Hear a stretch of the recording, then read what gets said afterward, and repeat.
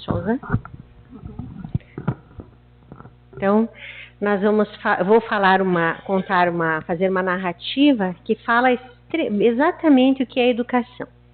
Narra-se que na antiga Grécia, Licurgo, um extraordinário orador ateniense, ele foi convidado a proferir uma palestra sobre educação. Isso no 4º século antes de Cristo.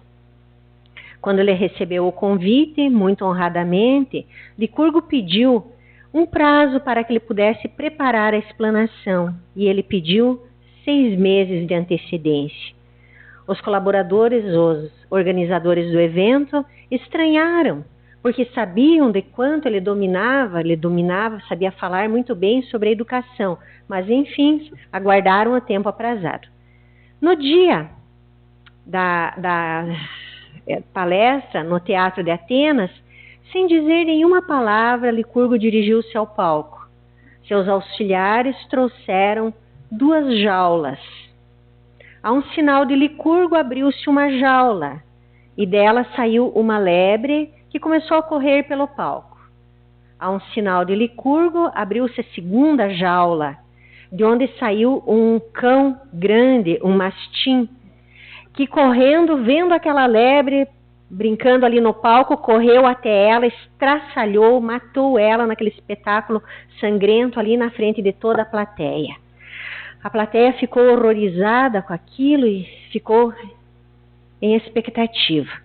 Licurgo mandou que seus auxiliares limpassem e organizassem o palco novamente. A um sinal dele, entraram seus auxiliares novamente com 2 jaulas. A um sinal de Licurgo, abriu-se a 1ª jaula, de onde saiu uma lebre que começou a passear pelo palco. Aí a plateia já ficou estarrecida, né? Novamente isso. Ao 2º sinal de Licurgo, abriu-se a jaula e saiu um cão, um mastim de grande porte, que vendo aquela lebre começou a correr em torno dela. A lebre, vendo o cão, começou a lamber-lhe as patinhas e os 2 começaram a brincar alegremente naquele palco. Licurgo pediu que recolhessem os animais. Aí ele disse à plateia: os 2 cães e as 2 lebres têm a mesma idade. Os 2 foram alimentados e criados da mesma forma. A diferença entre o primeiro conjunto e o segundo é que o segundo conjunto foi educado. Aí está demonstrada a excelência da educação. Então, educar é criar hábitos saudáveis, que se arraigam e que passam a constituir uma nova natureza da criatura humana. Educar, criar hábitos saudáveis. Em O Livro dos Espíritos, na questão 21, Kardec nos esclarece que o espírito é o princípio inteligente do universo. E na questão 76, do mesmo Livro dos Espíritos, ele volta a afirmar que é o ser inteligente do universo que povoa o mundo espiritual e que ao reencarnar, esse ser inteligente, ele traz em si etapas de suas vivências anteriores, aprendizados, de suas etapas, de suas experiências anteriores. Então, educar é criar novos hábitos, hábitos que transformam a vida, hábitos que podem mudar daquele pensamento primitivo que trazemos, de agressividade, de ferocidade, de muito orgulho, de muita vaidade.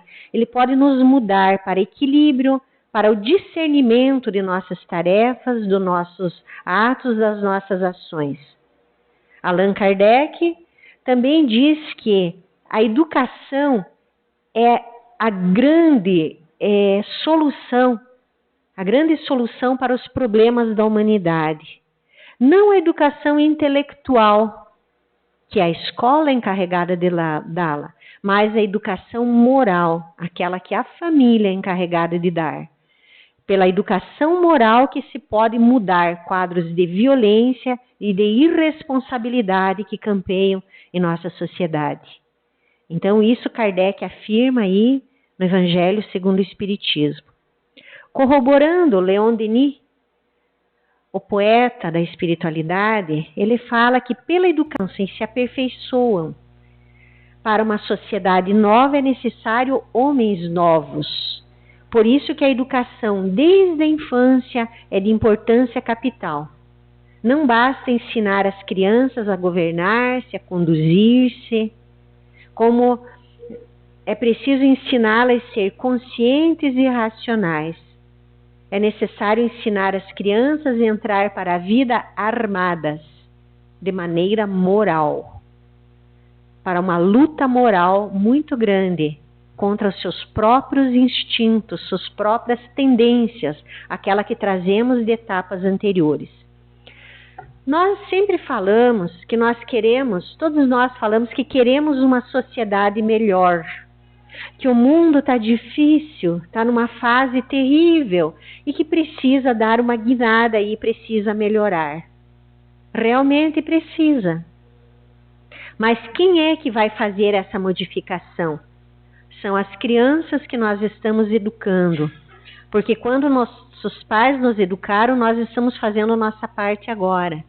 Então, o futuro, se a gente quiser ver como que a sociedade vai ser daqui a alguns anos, daqui a 20, 30, 40 anos, a gente tem que ver como que as crianças estão sendo educadas agora.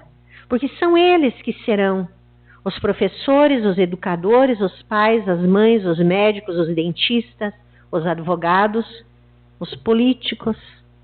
Serão essas nossas crianças de agora. E a gente quer uma sociedade melhor, onde a gente possa viver com tranquilidade. E essa sociedade melhor vai ser feita desde que nós façamos a educação das nossas crianças, dos nossos jovens. É a nossa tarefa. A tarefa é difícil? Pode parecer difícil. Mas vamos lembrar que nós não estamos no mundo a passeio. Nós viemos para cá, nós encarnamos com uma etapa a desenvolvermos. E essa etapa é pelo desenvolvimento moral nosso. E que isso, puxa, vai levando junto outros desenvolvimentos de outras pessoas. Mas se nós não fizermos a nossa parte por nós mesmos, a coisa não sai, não anda. E nós tivemos uma primeira educação, a educação na família, que eu considero ter sido assim maravilhosa, excelente. Meus pais eram bastante rígidos. Eles diziam, e estava dito. Então a gente aprendeu respeito aos mais velhos, educação, aprendeu a pensar antes de falar. Então a gente tem que, hoje, fazer a nossa tarefa. Muitos pais falam que vão educar seus filhos da mesma forma como foram educados. Não vai dar certo. Por quê? Porque os filhos já estão vivendo numa geração diferente. Educar com os mesmos valores morais com que fomos educados, a situação muda. Mas da mesma forma já não dá, porque já é uma geração à frente. E a gente tem que observar as mudanças que ocorrem. Então, Cecília Rocha, ela é participante da Federação Espírita Brasileira no setor de infância e juventude. Ela diz que a educação, não a educação que visa interesses imediatistas, como bons empregos, dinheiro, uma vivência, uma evidência social. O Espiritismo pode iluminar, trazendo uma educação como filosofia, que transpõe todos os imediatismos transcendentes, todos os limites, porque o Espiritismo possui sabor de vida eterna. O Espiritismo, bem ensinado, bem orientado, nos ensina como é o verdadeiro progresso, né? Então, é importante educar as crianças para que tenham uma boa profissão? É importante, sem dúvida, incontestavelmente. Nós vivemos num mundo material e nós precisamos nos abrigar, morar, nos locomover, viver, fazer a nossa parte útil aí na sociedade. Então, é importante um bom desenvolvimento intelectual, uma boa escola, uma boa formação, sem dúvida. Mas é mais importante o desenvolvimento moral. Sempre. É muito mais, a gente reencarnou para o desenvolvimento moral. O desenvolvimento intelectual ele tem que vir na sequência. O que tem acontecido é que o desenvolvimento intelectual vem antes e o moral daí vai engatinhando devagar atrás. E aí a gente tem visto alguns desastres por aí, né? A palavra educar, ela vem do latim, ela tem origem latina e ela vem do ex ducere, que guarda o sentido de extrair. Então, para educar, no sentido aí da palavra, a gente tem que retirar conteúdos. O que os pais, as mães, os professores fazem com as crianças pequenas? Já logo na primeira infância, nos primeiros dias, os pais observam seu filho. E aí os pais já fazem um diagnóstico, uma leitura ali. É nervoso, é irritadinho, é calminho, é bonzinho. É calminho, é bonzinho desde que tenha mamado, que as fraldas estejam limpinhas, senão abre um berreiro. É irritadinho, que é muito colo. Os pais vão fazendo essa leitura. E os pais já vão fazendo esse ex ducere. Eles já vão retirando conteúdos. A criança é pequena, é ali, começa a fazer birra. Senta, se conversa, vai. Até o momento, assim, que às vezes se parte para ação. Nós conversamos, você não deve fazer isso. Né? Então, a gente sabe que a gente vai retirando esses conteúdos, a gente começa retirando as birras, as manhas, né? Numa sala de aula, no começo do ano letivo, por agora, né? Os professores observam a salinha, quem são os novos alunos, observam, passam uns dias ali com tarefas bem amenas para que eles conheçam como são aquelas crianças que vieram, para que aí eles possam trabalhar. Vamos lembrar que a educação moral, a educação, ela deve ser orientação da família. À escola cabe a instrução, complementando a educação que os pais dão. A escola cabe ensinar matemática, português, ciências, história, informática, tantas outras coisas que a escola ensina e muito bem. Mas para que a escola desenvolva bem o seu mistério, é necessário que a gente mande crianças educadas para a escola. E está havendo, salvo algum engano, alguma inversão desses valores. Os pais hoje tentando se eximir de uma certa responsabilidade, mandam as crianças à escola para que a escola as eduque. E a criança e a escola, ciente de seus deveres, ciente de suas responsabilidades, ela tenta educar ao mesmo tempo que ela dá a instrução. Aí fica uma tarefa bastante difícil, bastante pesada para os professores, para os educadores.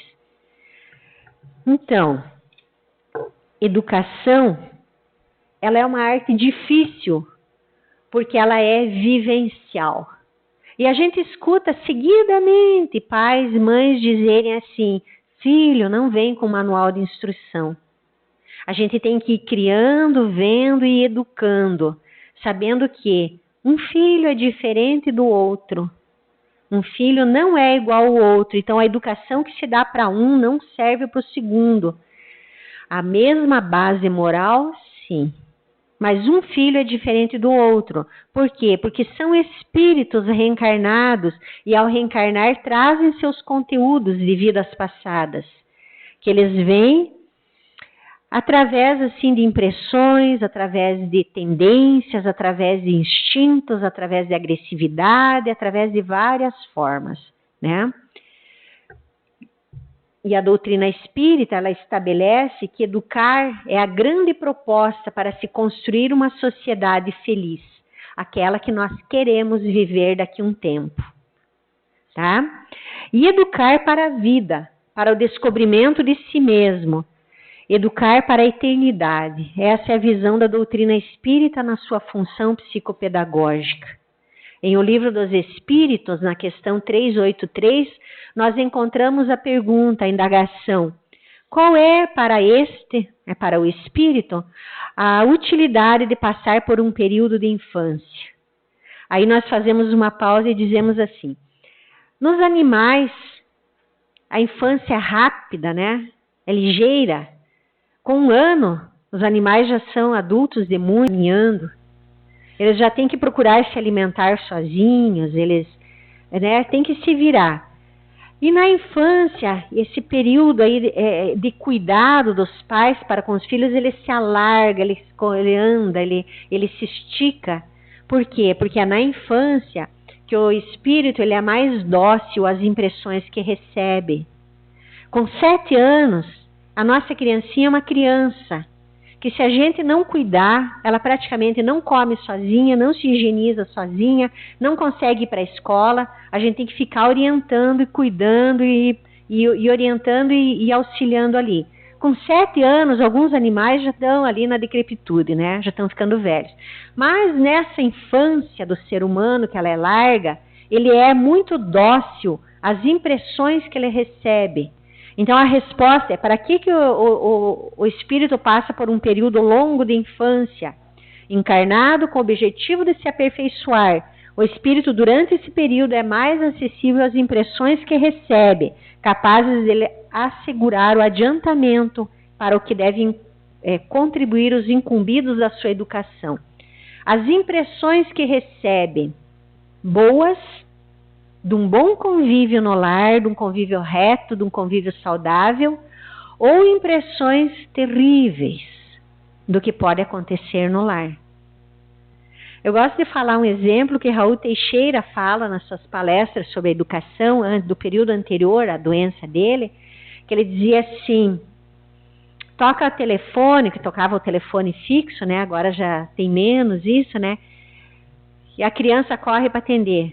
Se for a tia, diga que a mãe não está. Toca a campainha, diga que você está sozinha em casa. E a criança atendia o telefone e dizia: oi tia, a mãe mandou dizer que não está em casa. Graças a Deus as crianças faziam isso, então a gente não tinha muita chance de se escapar por aí, né? O que a criança, qual que é a leitura que a criança fazia disso? Dá para mentir, né? Pais e mães ali criados num ambiente tenso, difícil, se tratando mal. De repente, lá no sábado, no domingo, resolvem fazer um churrasquinho, e aí começa a circular aquelas latinhas, né? Aquelas batidinhas, aquelas coisas, e aí a coisa vai ficando alegre, vai ficando feliz. O pai e a mãe, que mal trocam palavras ou que se pegam o tempo inteiro ali, já estão se tratando de bem, amor, querido, querida, né? E aquela risada, aquela alegria, aquele ambiente de felicidade. Qual que é a leitura da criança? Pode beber. A doutrina espírita, o espiritismo não nos proíbe a nada, ele só pede que tenhamos observação das causas, dos efeitos, né? Então a criança, até os 7 anos, ela é muito propícia às impressões que ela recebe, de bom ou de ruim. E isso é de dentro do lar. Então, cabe aos pais essa tarefa, né? Sempre de educá-las. E educar pelos exemplos. Muitas vezes, para se educar, não precisa de muitas palavras, não, de muito falatório. Mas o exemplo, fazer a refeição, a mesa, conversando amenamente, o período que se está com as crianças. Outro dia, essa semana agora, foi sexta-feira que passou, eu vi uma coisa que eu achei muito interessante, muito bom de se ver. Eu estava caminhando lá na perimetral, lá na frente da van, e eu até reduzi o passo, porque à minha frente andava uma senhora, uma mulher, que dava para ver que tinha trabalhado o dia todo, e ela carregava um menininho na mão direita e uma menininha ia pulando, voltando e indo. A menininha dizia assim: mamãe, hoje na minha escola a tia disse isso e isso. E a mãe dizia: e daí vocês fizeram isso, vocês fizeram aquilo? E a menininha contava mais uma coisa e a mãe perguntava mais uma coisa. Aí o menininho dizia alguma coisa e a mãe prestava atenção no menininho. Iam indo e conversando. Aí eu fiquei observando. É muito inteligente, é muito amorosa essa mãe. dava para ver que ela tinha trabalhado, e aí isso era 15 para as 6 da tarde, que ela tinha pego as crianças em algum lugar ali, em alguma creche, que ela estava indo para casa no fim do dia, e ela estava aproveitando esse caminho para conversar, para dialogar com seus filhos. Eu achei isso de uma beleza, de uma singeleza assim, muito significativa, porque a gente não precisa de grandes períodos junto com os filhos, a gente precisa de qualidade das horas que a gente passa com eles. Então, a educação, ela abrange uma área muito grande, quase a totalidade da nossa existência, porque a gente fala da educação no período infantil, mas a gente se autoeduca durante a vida toda. Então, ao Instituto Família cabe a indeclinável tarefa de educar, porquanto pela educação e não pela instrução, apenas é que se dará a transformação do indivíduo e consequentemente da humanidade. Nós queremos uma humanidade melhor daqui a pouco, daqui a uns anos, nós queremos uma sociedade mais calma, mais feliz, então vamos trabalhar para isso agora. Nós estamos numa fase da Terra que é um período de transição. A Terra vai passar para um período melhor, para uma época melhor aí, vai acontecer uma transformação social. Hoje nós vivemos um mundo de expiação e de provas. É o status da Terra hoje. E ele vai passar para um período de regeneração, onde a educação, a moralidade, os bons costumes vão imperar. Mas isso vai demorar um pouquinho. Sabe que os bons espíritos dizem, agora é necessário fazer a nossa parte. Agora, para um espírito de ordem superior, é um lapso de tempo assim de 200, 300 anos. Então, agora está começando um período aí de transformação da nossa sociedade. Mas esse período para vir esse período de regeneração da Terra, vai levar um pouquinho aí. E nós vamos viver esse período. Não é para essa nossa encarnação? Não. Pode ser que nós vivamos já épocas melhores, lógico, a gente quer isso e a gente pode aspirar por isso.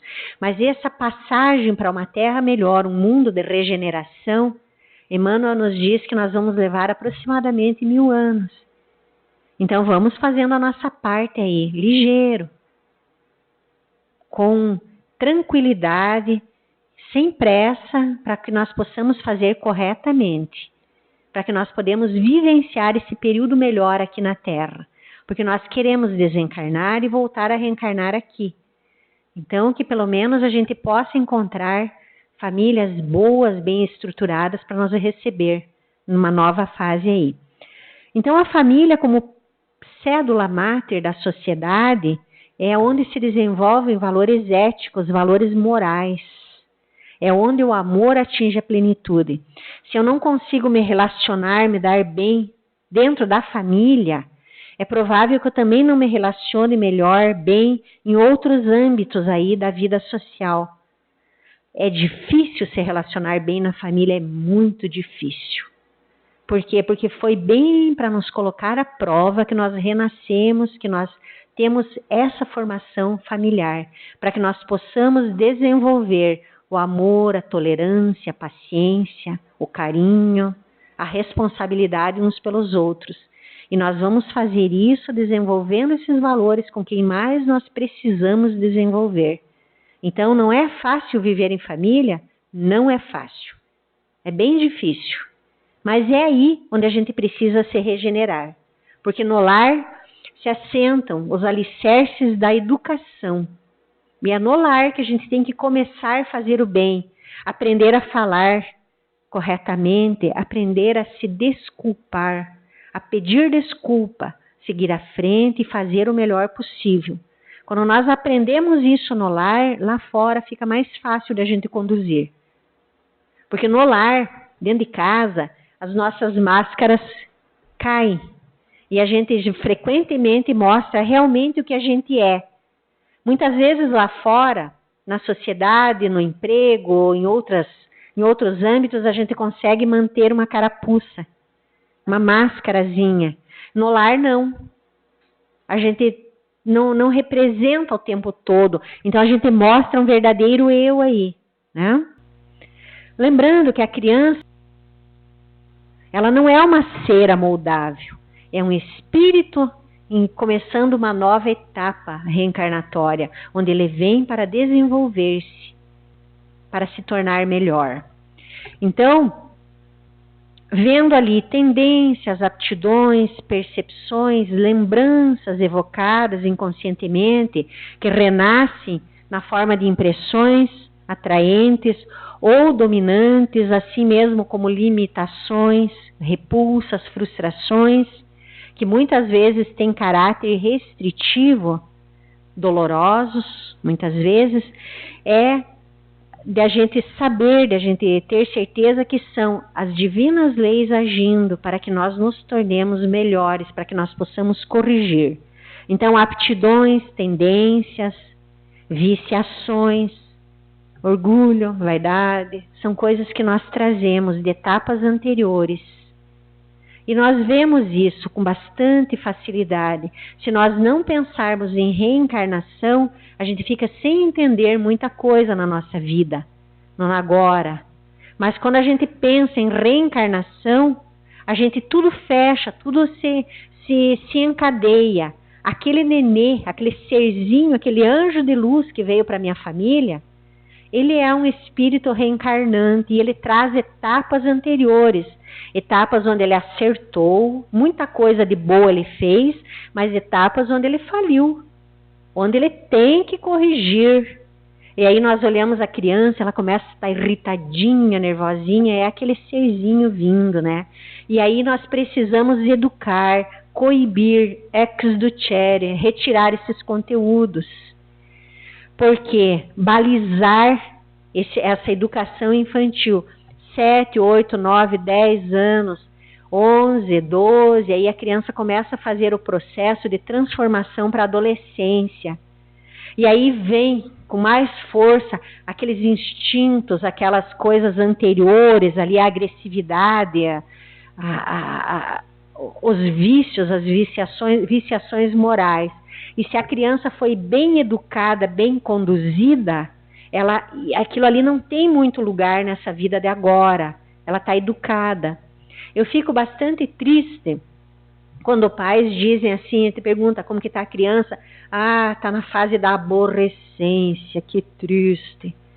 Daí eu penso, né, que triste, você não soube educar.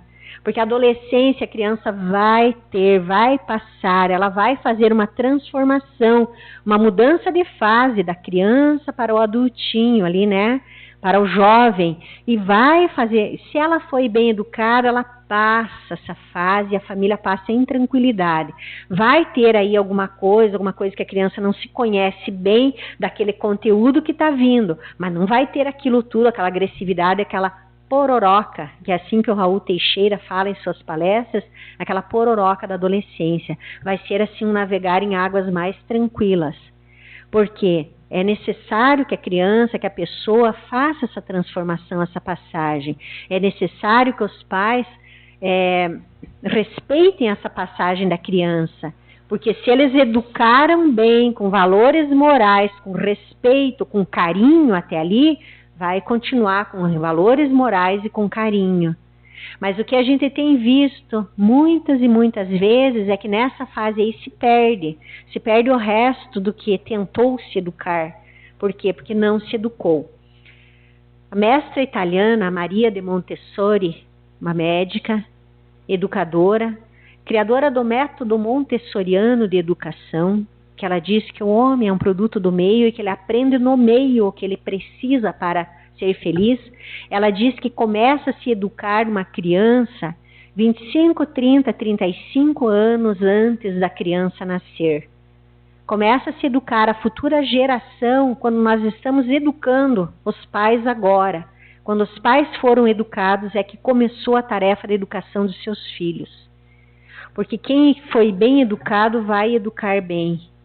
Mas adultos que somos, nós temos a tarefa de autoeducação também.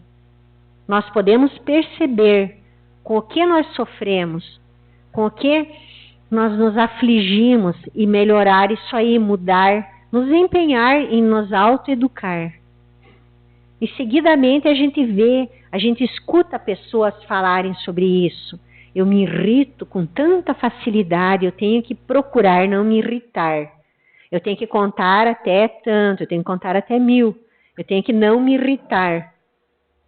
E às vezes a gente vê a pessoa realmente nessa luta por fazer modificações, né? Eu preciso coibir tal coisa em mim, eu preciso cuidar da minha vaidade, do meu orgulho, porque o meu orgulho não me permite que alguém chegue e diga assim, essa tarefa que você fez podia ter sido feita assim, assim, ficaria melhor. Mas fui eu que fiz, né? E a gente tem um pouco assim de receio, a gente não gosta. Quando a gente tem filhos na escola, e a gente vai lá na reunião de pais, e o nosso filho não é o primeiro da sala, e a gente sai de lá com a orelhinha meio baixa, porque não era bem isso que o meu orgulho de mãe queria, né? Então a gente tem que cuidar aí onde o nosso orgulho se manifesta e corrigir, cuidar. Educação é uma tarefa para a vida toda. A gente fala da educação da criança, da tarefa que nos cabe, mas e a nossa autoeducação? Ela é uma tarefa também imensa, muito grande. É uma tarefa que nós nos ocuparemos dela em todas as encarnações. Porque educar é criar hábitos saudáveis, hábitos que se ajustem ao respeito, às leis de liberdade, às leis de direito do próximo, que tem como limite a liberdade nossa e dos outros. Pitágoras, no século VI a.C., ele dizia que se educarmos a criança, não teremos necessidade de punir o cidadão. Né? Educar a criança educada não vai ser um cidadão que precisa ser punido. Pode ser conversado, orientado, dirigido, mas dificilmente ele vai ter que ser punido. E a doutrina espírita faz um grande apelo quando nos propõe educar o espírito, orientar a forma, direcionar o instinto, coibir o abuso, disciplinar tendências negativas e más inclinações, trabalhar concomitantemente para o desenvolvimento intelecto moral do ser. Porque a educação, ela se exerce nos 2 planos da vida. Nós podemos nos educar agora, aqui, encarnados, e vamos continuar o processo educativo no plano espiritual. Isso nos foi dito por Cecília Rocha, da evangelização lá da Federação Espírita Brasileira. Ela tem um livro maravilhoso que é esse aí, Pelos Caminhos da Evangelização. Né? Então, a educação ela é nos 2 planos de vida. E do ponto de vista da educação espírita, ela começa no berço e ela extravasa, ela vai além do túmulo. Ela é pela eternidade. Gibran Khalil, um poeta, ele nos diz que nossos filhos não são nossos filhos. São filhos e filhas da ânsia do mundo por si mesmo. E num livro dele também ele fala assim que filhos são setas e que os pais são os arqueiros. E que quanto mais os pais distenderem o arco da vida, mais longe eles lançarão essas setas, esses filhos, distender pela educação. E no comentário de Raul Teixeira ele diz, distendendo o arco da vida, vamos acender uma luz nessas setas, que é a luz da educação moral, da educação no Evangelho de Jesus. Porque os nossos filhos, eles percorrerão humanidades afora, universo afora, reencarnarão muitas vezes. E uma vez educados moralmente, esses valores se somam ao cabedal do filho, ao espírito. E eles vão, por muitas vidas, educados, porque nós os educamos. Então, lembrar sempre que a educação moral, ela permanece e ela fará parte dessa vida e de outras tantas futuras. Tá? Santo Agostinho, no Evangelho segundo o Espiritismo, no capítulo 14, no Honrar Pai e Mãe, ele diz assim num texto lá: ó espíritas, compreendei o grande papel da humanidade. Compreendei que quando produzis um corpo, a alma que nele encarna, vem do espaço para progredir. Inteirai todo o vosso amor em aproximar de Deus essa alma. Tal é a missão que vos foi confiada, e cuja recompensa recebereis se fielmente a cumprirdes. Os vossos cuidados e a educação que lhes dareis auxiliarão o seu aperfeiçoamento e o seu bem-estar futuro. Santo Agostinho nos confirma que quem reencarna, ele está um tantinho afastado de Deus e tem necessidade de vir para que a gente os aproxime de Deus. Porque se nós não estivéssemos afastados de Deus, nós não reencarnaríamos aqui no mundo de expiação e de provas. Nós já estaríamos reencarnando no mundo de regeneração. Porque há imensidades de mundos habitados.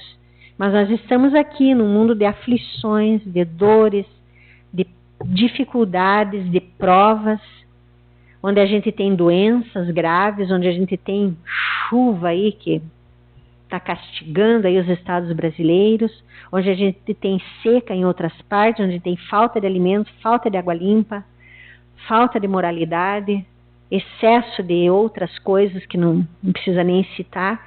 Então, por quê? Porque a gente está ainda um tanto afastados de Deus. Então, é necessário que a gente envie os nossos esforços para nos aproximar de Deus e aproximar de Deus essas crianças que vieram para a nossa guarda. E a gente tem que estar bem atento a essa tarefa. Corroborando com o Evangelho segundo o Espiritismo, Leon Denis nos diz: essa tarefa, entretanto, não é tão difícil quanto possa parecer, quanto se pensa, porque ela não exige conhecimento de ciência, conhecimento profundo. Ela exige aplicação. Ela exige que a gente se compenetre do dever da nossa tarefa. Porque os pais, os mais simples, podem educar muito bem seus filhos. Por quê? Porque é a educação moral que lhes cabe dar. A educação intelectual deixa que a escola vai dar. Ensinar ciências, ensinar história, matemática, das diversas formas, línguas, isso a escola vai fazer muito bem. O que nós precisamos fazer, então, é a educação moral das criaturas, né? Então, a tarefa não é tão difícil quanto possa parecer. Está também no Evangelho, lá no capítulo 14. A formação intelectual é tarefa da escola, a educação moral é tarefa da família. Instruamos a juventude. Falemos ao vosso coração, ensinemo-lhes a despojar-se de suas imperfeições. Lembremos-nos que a sabedoria, por excelência, consiste em nos tornarmos melhores. Está no livro Depois da Morte, de Leon Denis. Então, todas as chagas morais, as dificuldades da sociedade dessa época vêm por falta de educação. Tá? Vocês acham que se todas as pessoas da nossa sociedade, da nossa época, tivessem tido educação moral, a gente estava vivendo as chagas que nós estamos vivendo? Os desmandos, a corrupção, as vaidades? A gente não estaria vivendo nada disso, né? Se toda a humanidade fosse melhor educada. E a gente não pode negar que essas pessoas que estão fazendo aí coisas aí afora, elas têm uma educação intelectual bem boa. Moralidade zero. Porque são os inteligentes, os capazes que estão por aí fazendo barbaridade. Não são os ignorantes, não. Tá? Então a educação intelectual foi. E a moral está a passos pequenininhos atrás, né? Está vindo devagar, vindo de tartaruga. E a intelectualidade, ela vai de avião a jato. Né? Então, vamos tomar cuidado aí para a nossa tarefa. A reencarnação por si só, ela é um mecanismo de educação do espírito. Porque a gente renasce com o propósito de nos avançar moralmente. E a reencarnação, no meio que a gente foi colocado, do jeito que a gente vai ter que desenvolver a tarefa, ela é plasmadora da educação. Então, se nós queremos uma sociedade mais justa, mais feliz, vamos nos empenhar aí na nossa própria educação também. Porque na gênese de muitos males que assolam a humanidade está a falta da educação, a falta de responsabilidade, né? Porque a reencarnação por si só, ela é uma tarefa, ela é uma etapa de educação do espírito. Porque nós reencarnamos muitas vezes para que nós nos melhoremos. E em cada etapa nós temos os elementos necessários para nos melhorarmos. Nós não reencarnamos para falir, para dar errado. Nós viemos com provas, com tarefas a cumprir, mas nós viemos com todos os elementos que precisamos para que nós possamos fazer bem a nossa tarefa, desempenhar bem, sair vitoriosos. Quando a gente está no plano espiritual, claro que tem exceções, né? Mas quando se plasma, quando se planeja uma nova encarnação, se planeja detalhes ali, porque onde a gente vem com os nossos instintos, as nossas agressividades coibidos, com os nossos valores mais aflorados, ao nosso lado vem aqueles que podem nos orientar, nos educar, para que nós tenhamos aí um bom êxito na nossa tarefa. Mas a gente às vezes estraga um pouco esse caminho, a gente desvia, a gente procura outros caminhos e às vezes a gente sofre mais do que devia. Se nós nos autoeducarmos, fizermos as coisas corretas, nós vamos sofrer menos. Mas nós às vezes nos empenhamos em coisas aí que não estariam no nosso programa, que a gente poderia desviar para que a gente fosse mais feliz. Mas, enfim, né, a tarefa está aí, a gente não vem com um roteirinho lá da encarnação passada nos dizendo exatamente, mas a gente vem com a voz da consciência, aquela que está aqui dentro, que ela nos aperta, ela nos direciona, mas às vezes a gente não quer ouvir a voz da consciência, porque ela incomoda, né? Porque vão pensar que eu sou meio fraco, né? Então a gente às vezes coíbe um pouco essa voz da consciência, e a voz da consciência é a centelha divina que está dentro de nós, nos impulsionando para frente, né? Então a doutrina espírita, ela é essencialmente educadora, ela é plasmadora de funções e aquisições de sabor de eternidade. Jesus veio nos ensinar o manual, o roteiro de felicidade. Jesus falou aqui para nós na Terra, e todos os outros Cristos, os outros Messias que foram em outros mundos, eles deram mensagens de igual teor, que ele tem sabor de eternidade, o Evangelho de Jesus. Hoje nós temos um entendimento do Evangelho, adequado ao nosso padrão intelectual, ao nosso padrão moral. À medida que formos avançando, o nosso entendimento desse Evangelho de Jesus, ele vai se ampliando, vai adquirindo novas esferas, e o Evangelho vai ser o nosso roteiro seguro para muitas etapas aí à frente, tá? Então a educação espírita de profundidade não se limita à contribuição de recursos intelectuais, artísticos, convencionais. Ela é necessária corrigir, ela é necessária fazer ali na raiz, melhorar aí. Porque realmente educados, os seres humanos, equivale a dizer esclarecidos e preparados para a vida, nós teremos homens sadios, livres de atavismos perniciosos que nos grudam no solo. Educados, nós poderemos ter mais liberdade de voar, condições de enfrentar outros sucessos, outras etapas aí. Seremos bem mais livres, porque as partes constritivas, as partes que nos pesam, nós podemos deixar de lado. E podemos adquirir outros valores que tenham sabor de vida eterna. Nós vamos, educados, aprender o que não devemos fazer e o que nos é lícito fazer para a nossa felicidade e para a felicidade dos outros. Indo para o finalmente, já quase no finzinho da nossa explanação, está escrito no livro Antologia Espiritual, ditado por Benedita Fernandes, ditado a Divaldo Pereira Franco, parafraseando Jesus que disse: somente pelo amor será salvo o homem, permitimos-nos afirmar que somente pela educação espírita serão salvos o homem e o amor. Por quê? Porque a educação espírita nos diz, nos orienta, nos esclarece que nós viemos de etapas, mudos que devem ser melhorados. Que é para isso que nós viemos. Tá? E no livro A Religião dos Espíritos, ditado por Emmanuel Chico Xavier, tem a seguinte colocação, que é a último slide de hoje, que ele diz assim: não condenes a mocidade sempre que a vejas dementada ou inconsequente.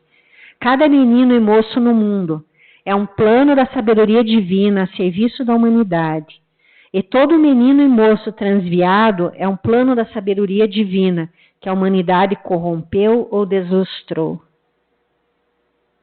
Isso aqui é muito sério. Porque as crianças, cada menino, cada moça é um plano da sabedoria divina a serviço da humanidade. Porque a gente reencarna com uma missão, com uma função, e que nos tornará melhores e que nós, através do cumprimento dessas tarefas, nós faremos melhores a humanidade aí que está ao nosso lado. Mas muitas vezes, o menino, o moço, a criança aí, ela falha. Por quê? Porque a humanidade, porque os pais aí não souberam educar a contento. Então, cada menino, cada moço transviado é um plano da sabedoria divina que a humanidade corrompeu ou deslustrou. A criança vem para que nós eduquemos, para que ela faça o melhor possível moralmente. Então, nós temos que cuidar aí da nossa tarefa educativa. A tarefa é grande. Mas, se a tarefa nos cabe, é porque nós somos capazes de desempenhá-la. Mas aí nós temos que nos empenhar nisso e não deixar passar. Eu tenho um pouco de preocupação quando a gente percebe a juventude, os rapazes, até os pais jovens aí, dando muita importância para aquele aparelhinho ali, ó, para o celular, e pouca importância para tudo o resto. Hoje me parece que a tecnologia, a comunicação, o celular, o computador, ocupa um tempo assim extremamente grave e muito grande na vida das pessoas. Não sou contra, acho muito bom o desenvolvimento da tecnologia e da comunicação. Só que a gente tem que cuidar um pouquinho o que a gente prioriza, o que a gente dá importância realmente. No celular, no computador, a gente pode ter boas leituras, bons aspectos a serem vistos, a serem compartilhados. Mas também tem um conteúdo aí que, Deus meu, né? A gente sabe o que é. Então, vamos cuidar como a gente utiliza o nosso tempo. Eu fico também muito triste quando a gente observa as crianças por ali, pequenos, e os pais ali no celular. Parece que aquele tempo com a criança não é precioso. Aquele tempo ali tem sabor de vida, de eternidade, de realizações. E que não vão voltar. Uma vez gastos, gastou-se. Né? Então, fixando bem esse último recado de Emmanuel aí do livro Religião dos Espíritos, cada menino e moço no mundo é um plano da sabedoria divina a serviço da humanidade. Todo menino e moço transviado é um plano da sabedoria divina que a humanidade corrompeu ou deslustrou. Isso exemplifica muito bem, como na história que eu contei no início, a história de Licurgo, lá dos 2 cães e as 2 lebres, isso aqui fecha, dizendo que a gente tem responsabilidades graves aí e que nos cabe trabalhar. Era essa a colocação que eu tinha para fazer, e eu rogo a Jesus, nosso Mestre Divino, que foi o nosso educador por excelência, que nos deixou os caminhos do Evangelho, que tem sabor de eternidade, que o Mestre Jesus nos auxilie no cumprimento de nossas tarefas, no cumprimento da tarefa de educação dos jovens, das crianças e também na tarefa de educação de nós mesmos, para que possamos, livres dos atavismos, dos erros, dos enganos, alçar voo rumo ao belo, ao ético, ao moral. Que Jesus nos abençoe e abençoe nossos esforços de amar e de servir, hoje, amanhã e sempre. Que assim seja.